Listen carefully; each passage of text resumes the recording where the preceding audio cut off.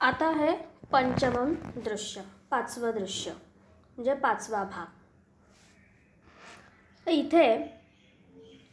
इथंपर्यंत काय झालेलं आहे की तो सुवर्णकार भीतीने आधीच पळतो आहे आणि त्याच्यावरती त्या भाजी विकणाऱ्या मुलाने नासलेलं कलिंगड फेकून मारलं आहे आणि त्याचा जो रस आहे त्या रसाने याला काय वाटलं आहे की आपल्या अंगातून रक्त चाललेलं आहे.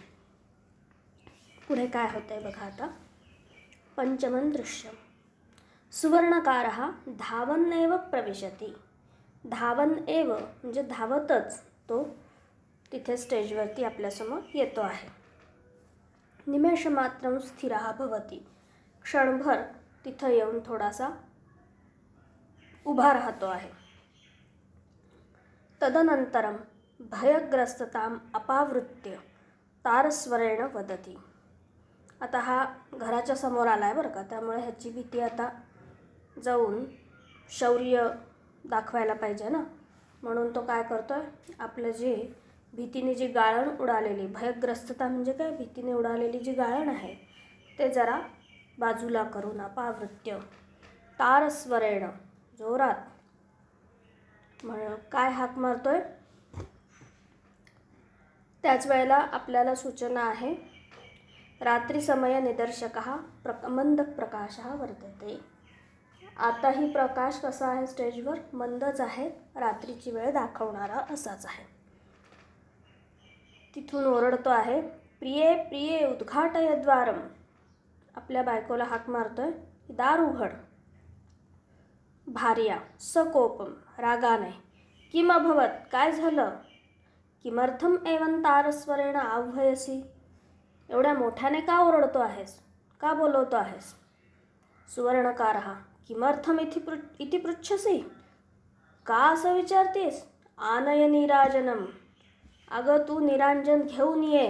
कुरु मम स्वागतम, माझं स्वागत कर. बघा, हा आलाय तिथून पळून आणि आता हा काय करेल, स्वतःचं शौर्य फार मोठं आपण गाजवून आलोय शौर्य असं इथे येऊन दाखवेल. भार्या अविश्वस्य. तिच्या कानावर विश्वास बसत नाही, कारण आत्ता तिनेच त्याला लुटलेलं आहे. स्वागतम किमर्थम, स्वागत करू कशासाठी बाबा. सुवर्णकारः पश्य मया कृतः महान पराक्रमः. बघ मी केवढा पराक्रम केलेला आहे. कृतः शौर्यस्य परमावधिः. शौर्याची पार काय केली, पराकाष्ठा. पराकाष्ठा म्हणजे याच्यापेक्षा अधिक शूरवीर कोणी नाहीच. इतकी शौर्याची परमावधी चरम सीमा मी गाठलेली आहे. ती विचारते, तत्कथम, हे कसं काय. वृथा गर्वेण. वृथा गर्वेण म्हणजे खोट्या गर्वाने. मार्गे 8-9 वा चोराः अकस्मादेव माम अभ्यधावन. ही एकटीच आली आहे बरं का, पण हा सांगतोय फुगवून सगळं कसं. रस्त्यामध्ये 8-9 चोर एकदम माझ्यावरती धावून आले. मया एकेनैव तैः सह घटिकापर्यंतं महायुद्धं कृतं. मी एकट्यानेच त्यांच्याबरोबर घटिकापर्यंतं म्हणजे तासभर मी त्यांच्याबरोबर एकट्यानेच महायुद्ध केलं. किंतु ते बहुसंख्याः अहमेकः एव. पण ते खूप होते संख्येने, मी एकटाच होतो. तेषु एकेन मम पृष्ठे खड्गप्रहारः कृतः. त्यांच्यापैकी एकाने माझ्या पाठीवर काय केलं, खड्गप्रहार म्हणजे तलवारीने प्रहार केला. तेन विकरालः क्षतः अभवन् मम पृष्ठे.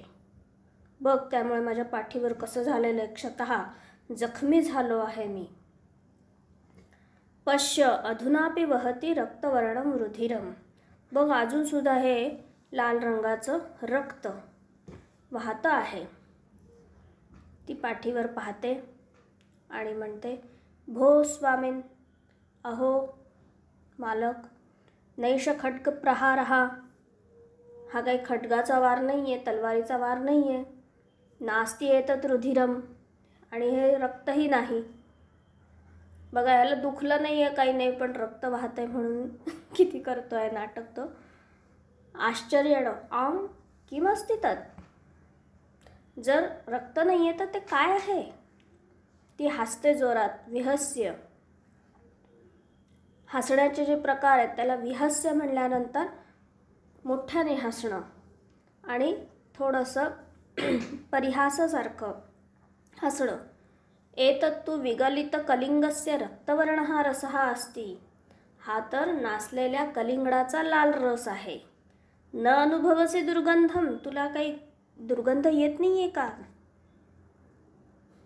आता तो इतक्या वेळ घाबरलेलाच होता, त्यामुळे त्याला कशाचंच भान नव्हतं. आता भानावर येतं. आघ्राय घेऊन, दुर्गंध हा? छे छे, कुठला आलाय दुर्गंध? नास्ति कोपी दुर्गंध. कुठला काही दुर्गंध वगैरे काही नाही. तव नासिका एव घ्राणकार्यम उचितं न करोति. वर तिलाच काय म्हणतो? तुझं नाकच घ्राणकार्य म्हणजे नाकाचं कार्य, वास घेणं, ते तुझं नाक करत नाही, म्हणजे तुझ्याच नाकात फॉल्ट आहे. ती रागवते. सरोषम अस्तु कथमपि मम नासिका कार्यम. असू दे, माझ्या नाकाचं जे काय काम आहे ते असू दे. अधुना स्नानं कृत्वा अन्यानि वस्त्राणि परिधेहि. आता आंघोळ करून अन्यानि म्हणजे दुसरी वस्त्र घाल. सुवर्णकार. निश्वस्य, निश्वास टाकून. हे झालं, जिवंत परत आलोय, पण किंतु चोरैहि मुषितं मम सर्वस्वम. चोरांनी माझं सगळं काही लुटलं आहे.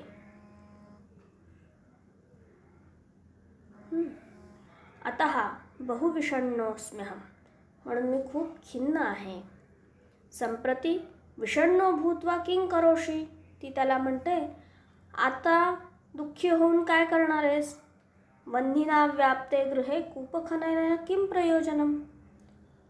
बघा, दृष्टांतावरून कसं सांगितलेलं आहे.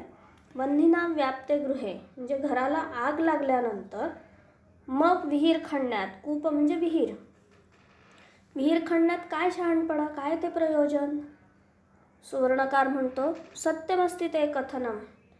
तुझं म्हणणं बरोबर आहे, त्याला आता पटलं. आगच्छामि स्नात्वा. आंघोळ करून येतो, असं म्हणून तो जातो.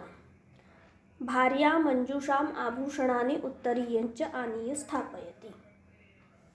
तोपर्यंत तो आंघोळ करून येतोय, तोपर्यंत त्याची पत्नी हे सगळं जे चोरलेलं होतं ते सगळं आणून तिथं समोरच ठेवते आहे. आणि तेवढ्यात तो येतो आणि प्रवेश करून, प्रिये देहि मे उत्तरीयम.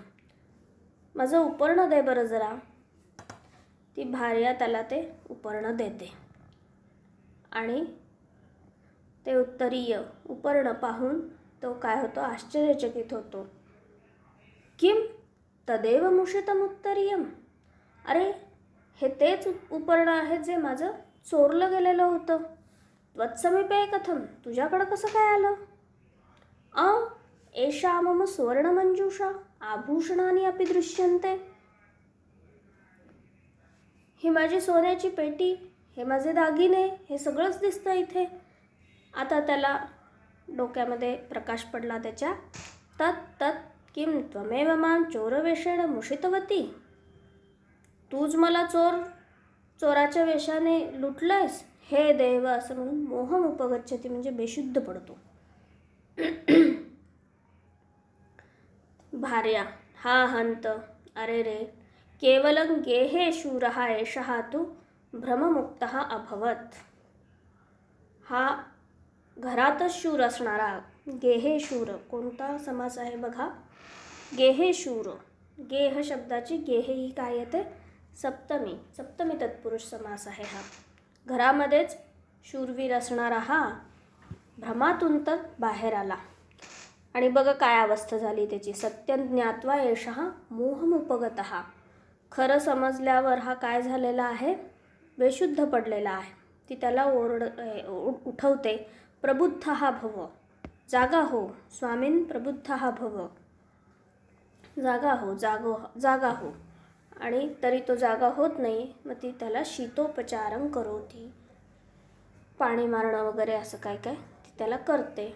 आणि त्याच वेळेला शनैः ताम्रप्रकाशवर्तुलं तयोः उपरि स्थितं भवति.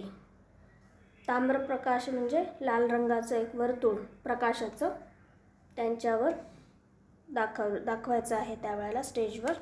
आणि इतर अन्य प्रकाशलोपः भवति, तेवढंच तिथे आपल्याला दिसणार आहे. आणि याच वेळेला शनैः जवनिका पतति. जवनिका म्हणजे पडदा पडतो. आणि संगीतम प्रसंगानुकूलम, संगीत वाजत आहे. आणि या ठिकाणी गेहे शूरः हे छोटुसं नाटुकलं संपलेलं आहे. याची भाषा नवीन संस्कृतप्रमाणे आहे, त्यामुळे अतिशय सोपी आहे. बहुतेक वेळेला हे स्टेजवर मुलं करतात, खूप मजा येते. तुम्ही पण असं काही संवादात्मक रीतीने ऑडिओ किंवा व्हिडिओ करायचा प्रयत्न जरूर करा. धन्यवाद.